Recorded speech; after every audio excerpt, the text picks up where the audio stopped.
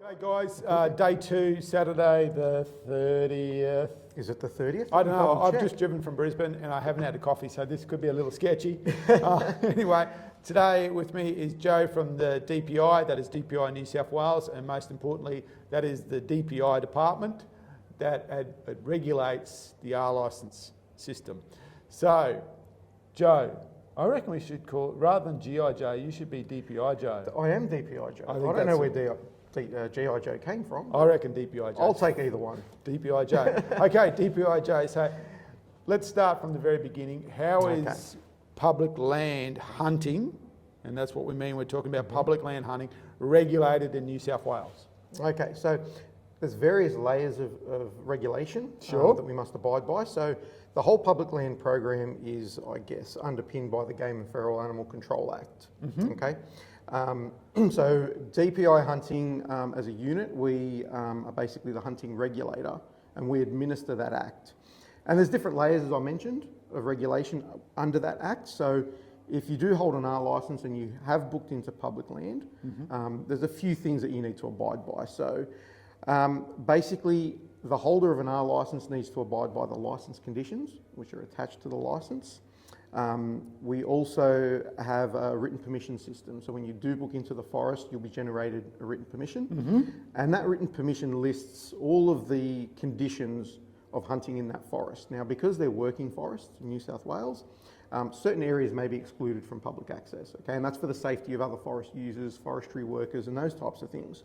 So you need to abide by those written permission conditions as well. And then we also have our hunting inspectors that do compliance operations in the forest, and they're there to educate and help and make sure that everyone is voluntarily complying and abiding by those conditions. So I guess they're the basic layers of public land hunting regulation. Okay, and look, I think that's really important to talk about. While New South Wales can't play league, what they do really well is the way they administer public land. So a state forest in New South Wales is an area where you see lots of different activities, fishing, motorbikes, the whole lot. So it's really quite different to state forests in Queensland. So, and I suppose the next big jump then is that public land hunting open to people who aren't residents of New South Wales? Most definitely, yes. So we do offer the R licence to anyone in any state or even country.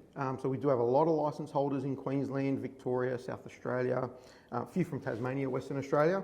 And we also have a few international licence holders as well. So that is another licence that we do offer. So, you know, New South Wales welcomes hunters of all types.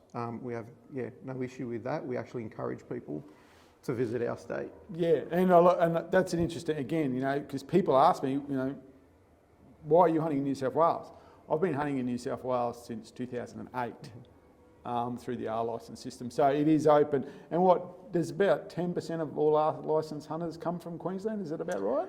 Yeah, roughly, yeah. 10, 12%, so, yeah, it's a big chunk. So so the opportunity's there. So let's get, this R licensing sounds really good. I'm a new hunter. How do I get to enjoy public land hunting in New South Wales? Okay, so there are a few steps involved in getting the licence and booking a public land hunt, but it's not very difficult, not very daunting at all.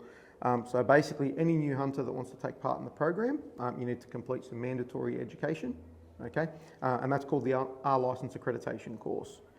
So we offer that 2 delivery methods. You can do it face-to-face with a Hunter Leap trainer, such as yourself, or you can do it completely online through our website. Once you complete the training, you need to be a member of an approved hunting organisation as well. So there's a list of AHOs on our website, but most people are a member of a club that satisfies that criteria. So if you're a member of a hunting club, just double check our website to make sure that you're eligible. Once you complete the training, you'll be given an accreditation form or forms, depending on how you've completed the course. And then you apply online or by post for the licence. So you just need to supply evidence of your AHO membership and that you've completed the course. You basically pay the licence fee, and then you'll receive an interim licence within a few days, and you can hunt off that interim licence as well. You'll be given a licence number and a PIN number. That gives you pretty much instant access to the database. And then you can go in and make an online booking from there. That's right. And again, for those who don't know, the process is basically administered from a hunter's point of view online. So, you go on, you book the forest online, and so you don't need to go to a DPI office or something like that. You can do it from your home. And in fact, I've just renewed my R licence, and again, that's an online activity, and it was pretty painless. And surprisingly, they got back to me in about 20 minutes. Yep. Yeah. I was stunned. I was like, yep, sure. We've got some really great service levels. We've got some really great staff that are very engaged and just love to help people. As I said, we encourage everyone to visit our state to hunt. So we do have pretty much an online system for everything, but we do offer some face-to-face as well, because there are some people that just don't like technology. Yeah, so we cater for everyone. Now, the online booking system is quite simple, and the reason why we do that is mainly around our risk assessment and to make sure that the activity is safe. So we don't allow too many people to overcrowd forests and things like that. We only allow one hunter per 400 hectares. So that, maintains safe standards and those types of things. That's why, for instance, when you hunt a forest, you'll see it's actually got like hunter numbers or placements against that forest, and that's determined by that simple ratio of 400 hectares per person type thing. Yep. So if you hunt Pilliga, I think there's like 217 spaces. That's right. If you hunt Severn, there's 3 or 4 depending on what activities are going there.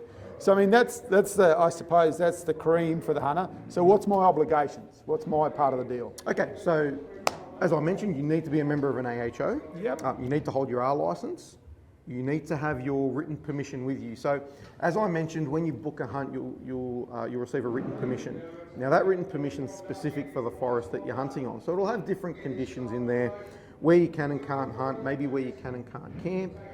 It might have some advisories on like 1080 baiting for wild dogs and those types of things. It'll tell you what hunting methods you can use. So we allow 3 hunting methods in the forest. One's hunting with firearms, hunting with bows, and hunting with dogs. Yep. It lets you know if you can hunt nighttime with dogs, if it's a bow-only forest, and all those types of things. So you need to abide by those conditions of the written permission. You need to have that written permission with you, whether it's printed out or a digital version on your smartphone. And when you actually book a hunt and you've got that written permission, okay, you'll also be given a hunting and exclusion zone map for that forest, okay? You need to have that map with you on a dedicated GPS device or a smartphone that has a map reading application as well. And that will show you, as I mentioned, the hunting zones and the exclusion zones, okay? And I think it's about that smartphone too. The technology now is you don't need signal for that smartphone to work. So you can use your phone all the time, which is fantastic. It works off a GPS satellite. So that kind of leads us into, what kind of safety gear should a new hunter take into hunting on a state forest? Sure. So there are a few legislated items that you have to have. Okay, so one of those is your GPS device, whether it's a smartphone or a dedicated GPS device. You need to wear an article of blaze orange on your upper body as well. Whether that's a buff, a hat, such as our model over here is displaying for us, or a vest or something like that. So that needs to be on you at all times. You need to be wearing that on your upper body. Again, that's a safety aspect. You need to have your written permission with you, whether it's a printed copy or a digital copy. That needs to be with you at all times. You need to have your actual R licence card with you as well. They're the legislated items that you need to have. Other safety items that we highly recommend or encourage you to have is something like a personal locator beacon, or a GPS satellite communicator like an InReach or something like that, just in case you do get lost or there's an injury or something like that.